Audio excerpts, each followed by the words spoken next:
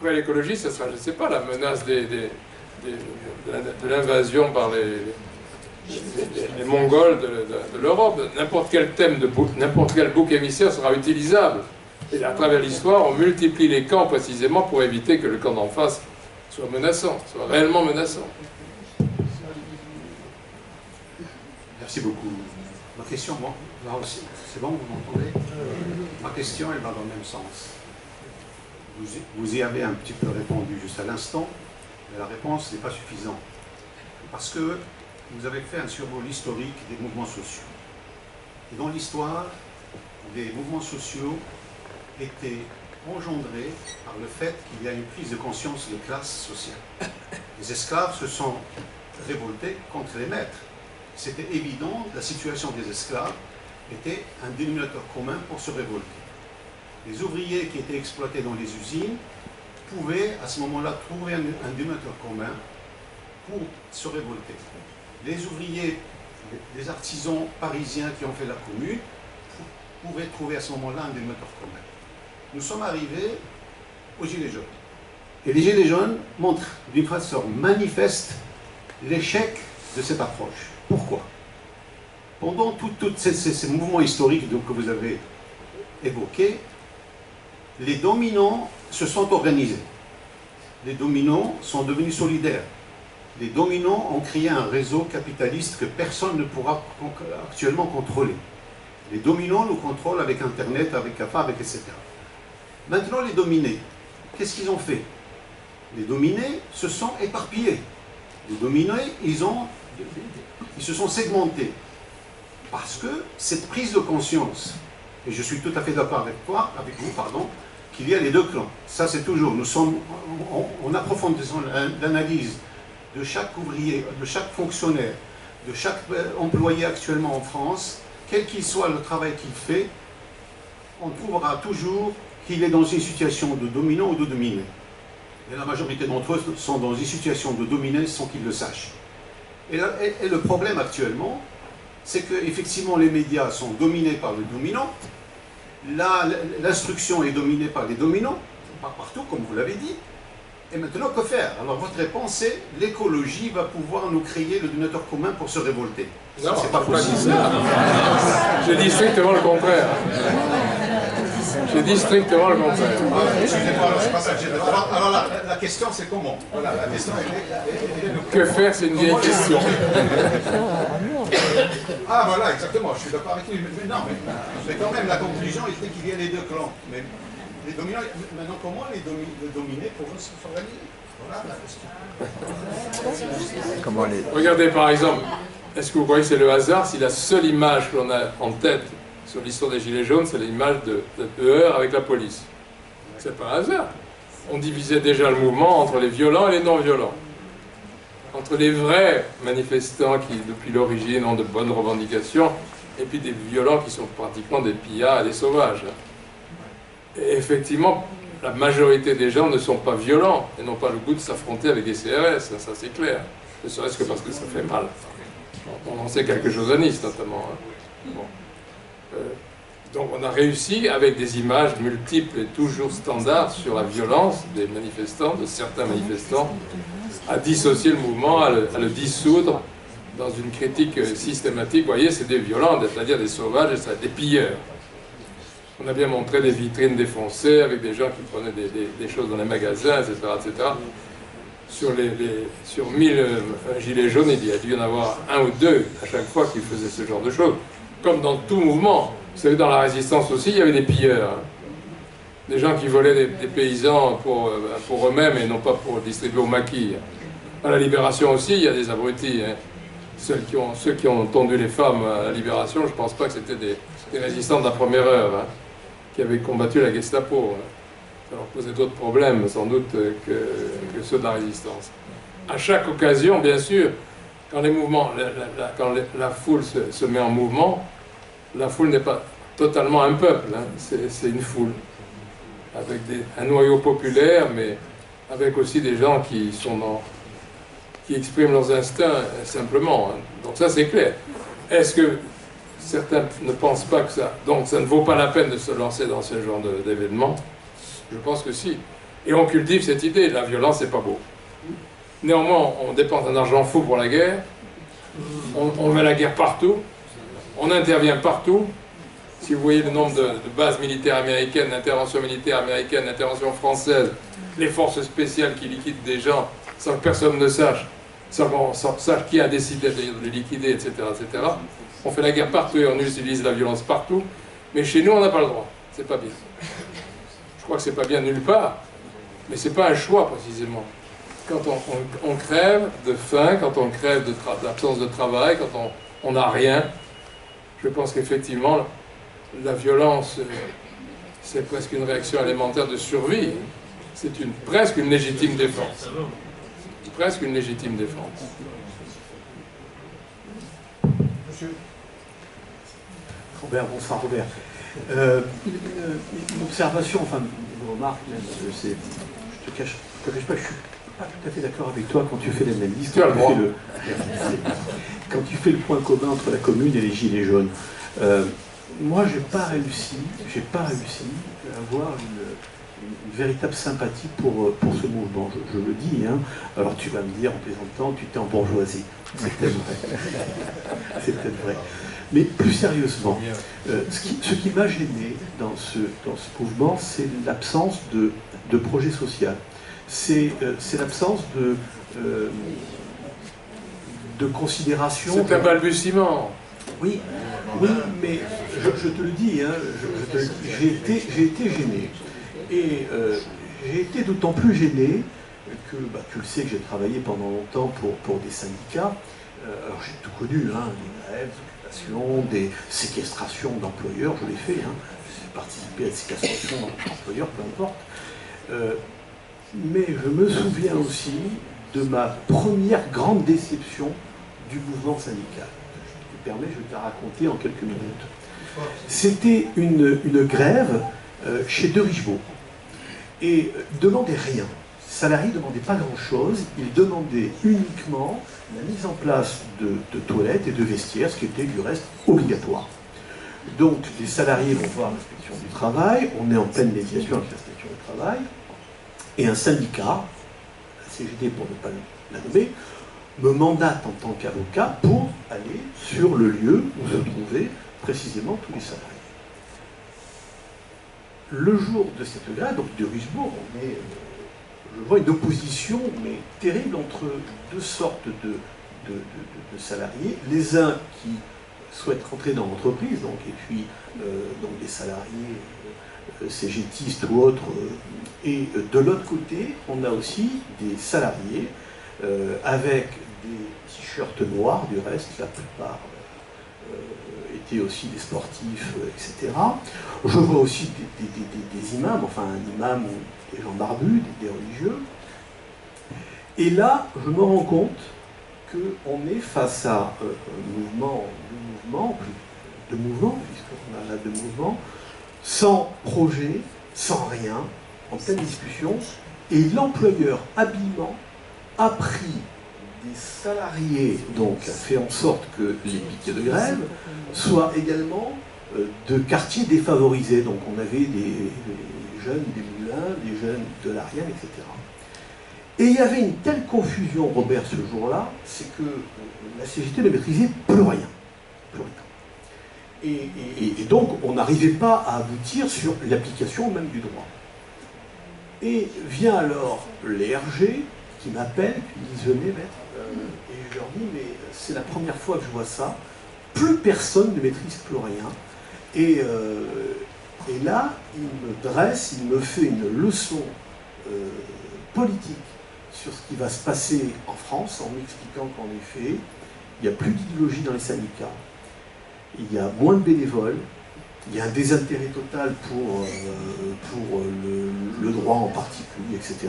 Et donc, cette personne du RG m'explique qu'on va droit à la catastrophe. Et il m'explique même que c'était mieux avant. En me disant, voilà, avant, on savait où on allait, il y avait une idéologie, il y avait le Parti communiste, il y avait la CGT, il y avait des gens qui avaient des valeurs, etc. Et il me dit, aujourd'hui, on ne maîtrise plus rien. Ce jour-là, Robert, et je te le dis sincèrement, je n'ai pas perdu mes illusions, mais j'ai été profondément déçu. Pas par le syndicalisme, j'ai été déçu. par la nature humaine. Et quand j'ai revu les images, en effet des Gilets jaunes, et pas des revendications, mais par des demandes qui étaient faites, c'est vrai que je me sentais un petit peu éloigné de ce que toi tu as vécu dans les années 70, éloigné de ce que moi, chose auxquelles j'aspirais. Et c'est pour ça que j'ai du mal à trouver des points communs avec la commune de Paris, qui pour moi est une idée fantastique. D'ailleurs, quand tu parlais de la laïcité, il est évident que sans la commune de Paris, la séparation de l'Église et de l'État en 1905 n'aurait pas. On est 30 ans, on est 30 ans après. Je crois qu'on n'aurait pas eu si rapidement cette séparation de l'Église et l'État. Voilà, c'était pas du tout une critique mais un sentiment à l'égard de ce que toi tu présentes. Le sentiment sur les hommes, alors c'est un autre problème. Savoir quelles sont les capacités humaines réelles pour transformer la société, pour savoir si l'humain est capable d'organiser la société autrement qu'il ne le fait depuis des millénaires, avec des chefs et des sous-chefs et des subordonnés, avec des dominants et des dominés, avec des riches et des pauvres, ça on n'en sait rien. Mais on peut considérer qu'il y a des expériences, des tentatives, des balbutiements, des essais qui semblent montrer qu'il y a des potentialités. Dans ta propre carrière, c'est une illustration des potentialités qui existent partout. Tu ne l'as pas oublié, donc tu continues, et c'est déjà pas mal. Il y a plein de gens qui oublient d'où ils viennent, ce qu'ils ont fait à partir du moment... Rossel aurait pu très bien se dire, moi je n'ai rien à faire de la commune, j'attends que ça se passe. Et je serai général dans 10 ans. Il y a des potentialités, puisqu'il y a des individus qui vont jusqu'au bout, comme Rossel, jusqu'au bout. Ça dénonce un peu ce que vous disiez à propos de deux éléments de chaque côté d'une barrière. En fait, votre analyse de la barrière, elle n'est pas si hermétique que cela, parce qu'il y avait des associations qui figuraient dans les deux camps. Non, enfin, je pense que... Historiquement, il me semble qu'il n'y a que deux camps. Et ceux qui ne sont pas imperméables totalement, mais globalement, si on fait des bilans, la foule ne se précipite pas. La preuve, c'est pour ça que j'ai fait le catalogue des grands intellectuels qui sont restés dans notre histoire littéraire. Les plus grands étaient dans le bon camp pour faire leur carrière, pour poursuivre leur carrière. Il y avait bien Courbet, par exemple, effectivement, qui est passé de l'autre côté. C'était un artiste, un créateur, il avait déjà fait un scandale avec sa peinture. Il avait été mis au banc, et puisqu'il avait été refusé, même je crois, au salon des refusés, il avait tout subi déjà. Avant de devenir un grand classique, il a été le pire des anarcho-peintres. Il n'y a pas beaucoup de monde quand même. Dès qu'on réussit quelque part dans son secteur, on laisse tomber ceux qui peuvent nous mettre en cause. Pas besoin de faire des portraits, on peut en faire de multiples. C'est pas la règle, quoi. La règle du jeu, c'est quand on s'en sort définitivement pour monter le plus haut possible. Le reste, c'est comme ça. Et donc, moi, la vraie question que pose Maître Pardo, c'est est-ce que l'humain, est-ce qu'il y a suffisamment d'humains capables de bouleverser radicalement la société, quel que soit le prix qu'il faut payer pour le faire. Et ensuite, il faut durer. Parce que l'autre expérience, on n'en a pas parlé parce que c'est pas le sujet, mais pourquoi ces effondrements, pourquoi ces pourrissements de sociétés dites socialistes qui l'ont été et qui se sont pervertis? Quel est le problème qui se pose dans ces conditions-là? Quand il y avait ces magasins à devises, par exemple, dans les pays de l'Est, c'était terrible. Seuls ceux qui avaient des devises pouvaient acheter des produits venant d'Occident, dans une société qui fondait sur l'égalité sociale. C'est dramatique. Quand on avait le grand parc à Moscou, avec les villas des membres des comités centrales derrière de grands murs, avec des sentinelles autour des murs, comme on disait en Tchécoslovaquie à la veille de 68, quand on voyait passer des grosses voitures noires, mes copains intellectuels disaient de Prague, C'est la classe ouvrière qui se promène par l'intermédiaire de ses représentants. Mais c'est le système de la représentation aussi, que critiquaient les Gilets jaunes. Et sur cette base-là, ils avaient raison, il y a des noyaux de vérité qui sont très importants. Ce refus, cette impression d'être roulé par le système, ça c'est capital. Il ne s'agit pas seulement de considérer qu'on a un adversaire, mais on a en face des tricheurs.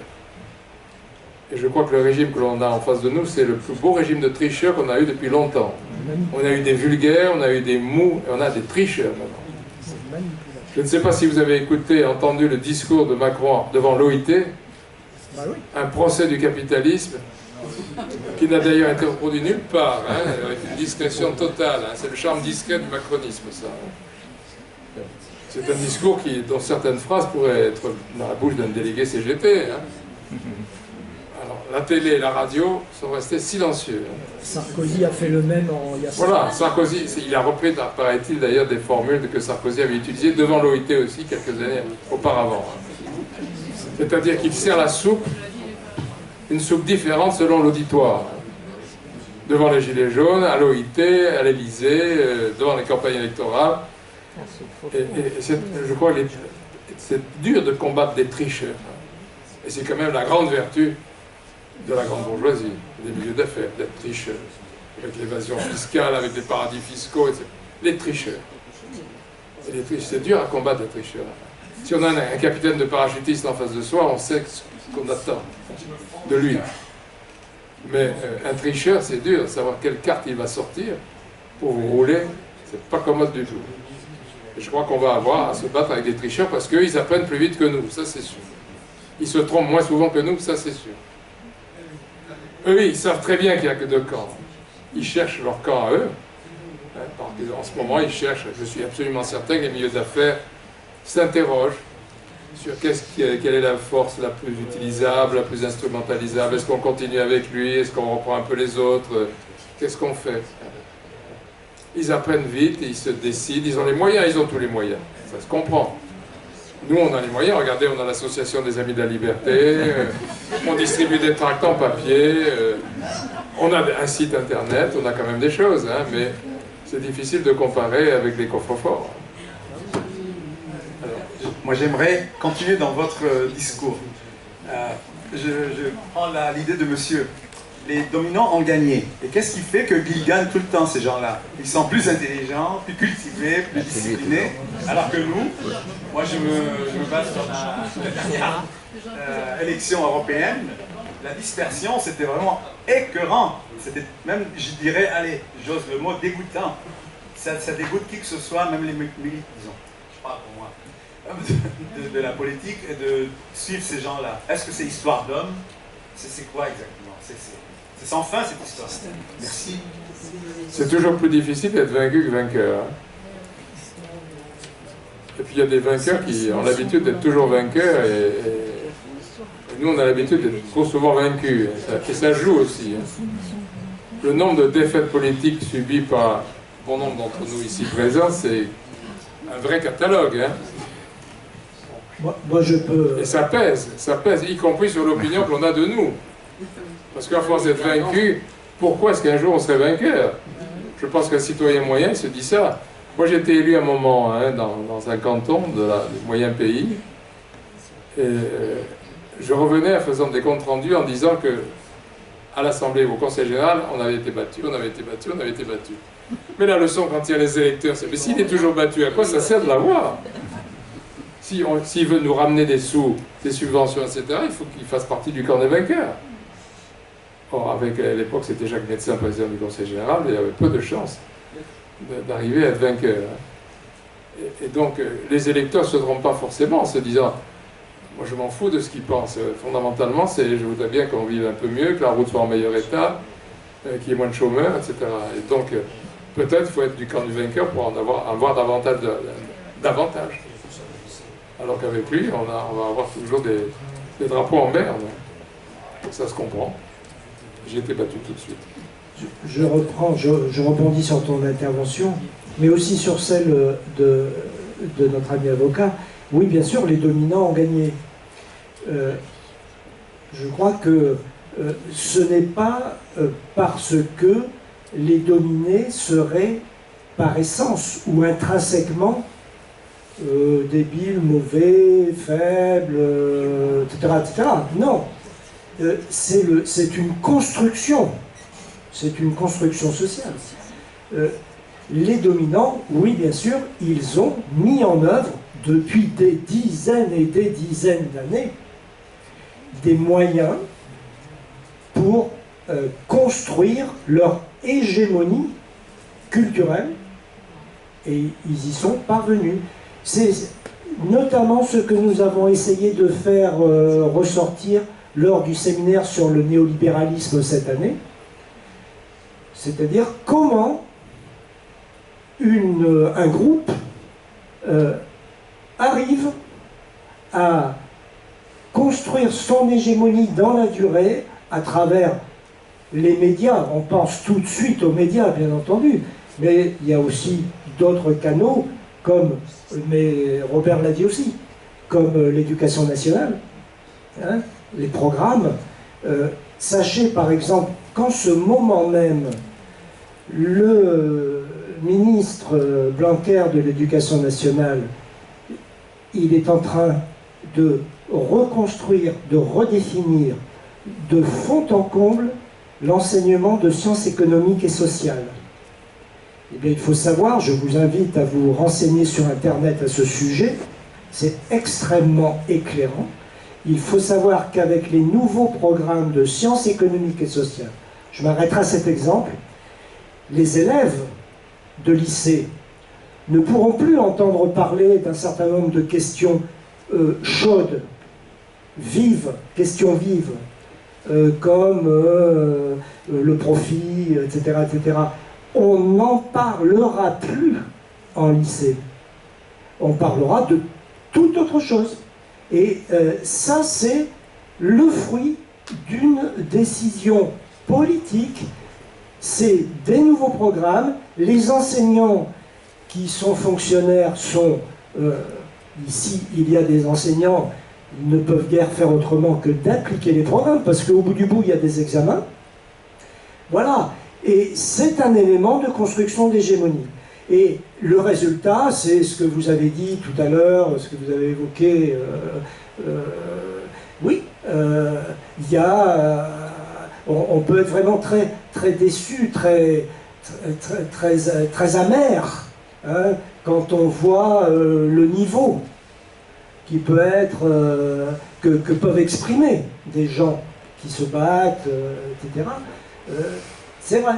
On suppose que parmi tous ces gens qui ont battu le pavé, il doit y avoir une bonne proportion de Front National parmi ces gens-là, et qui, quelle analyse ils ont des tenants et des aboutissants des situations. Oui, mais tout cela, je crois, c'est... ça aussi, c'est une forme de domination. Je veux absolument l'analyser comme ça, si vous voulez. Pas jeter l'opprobre sur ces gens qui sont au Front National.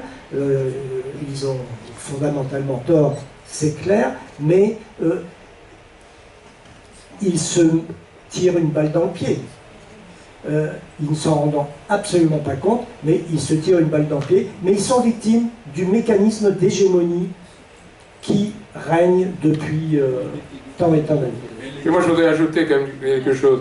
On a dit on va réfléchir un peu sur un problème d'histoire.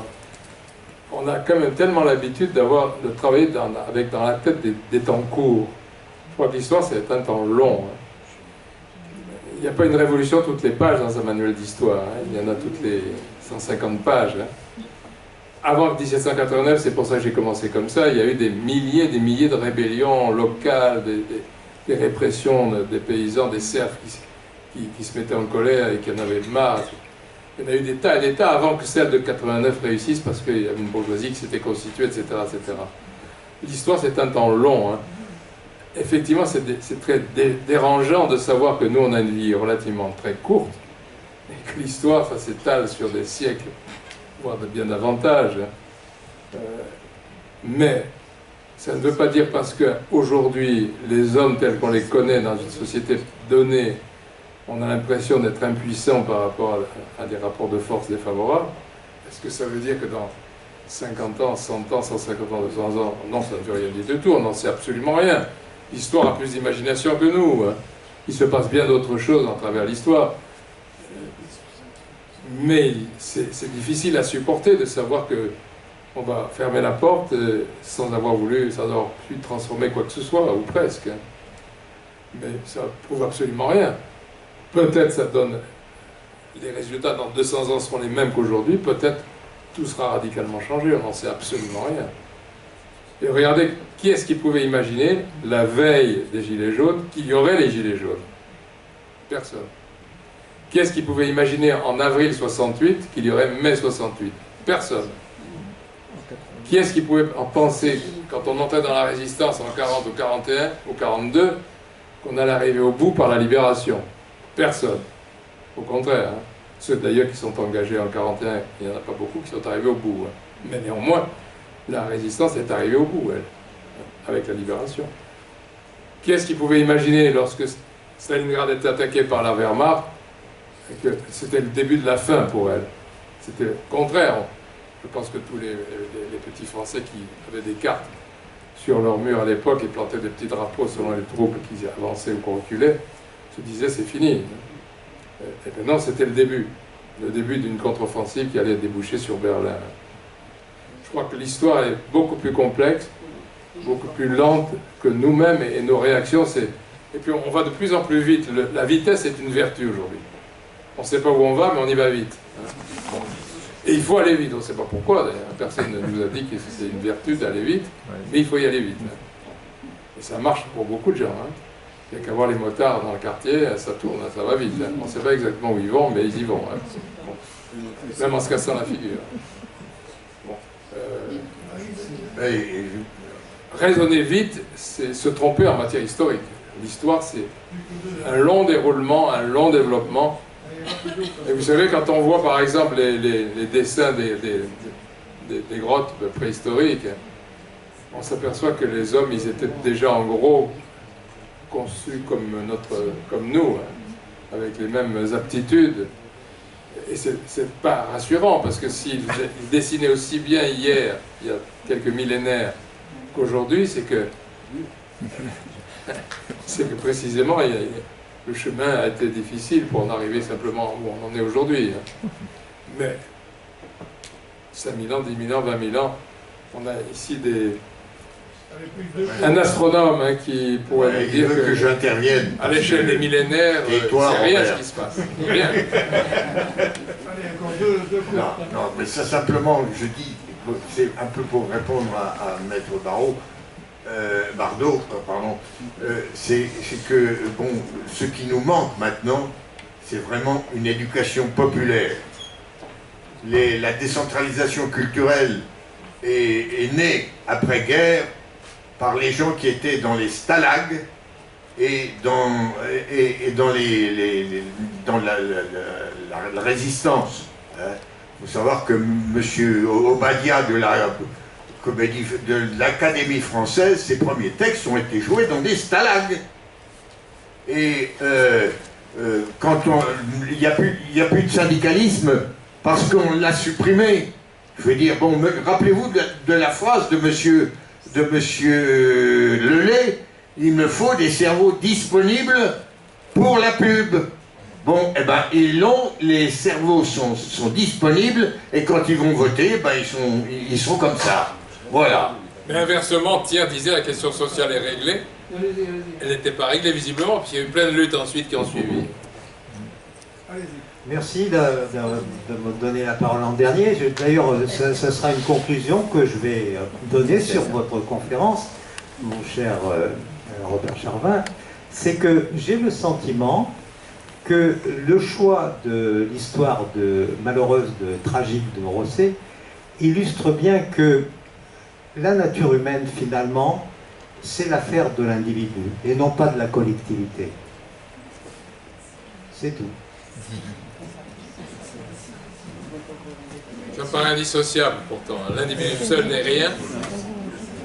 Et le collectif pose des problèmes à l'individu. Bon, eh bien, on remercie Robert Charvin.